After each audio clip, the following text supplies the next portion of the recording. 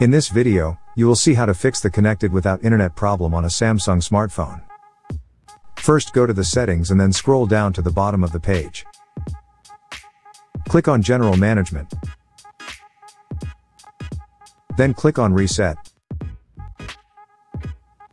And finally click on Reset Network Settings. Now click on Reset Settings. And then on Reset.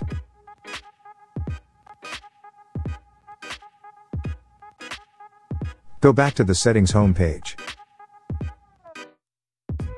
Go to the top of the page, click on Connections.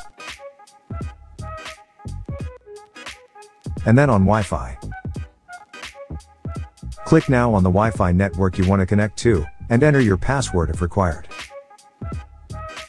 As you can see, the issue is now resolved as the device can connect to Wi-Fi without any problems.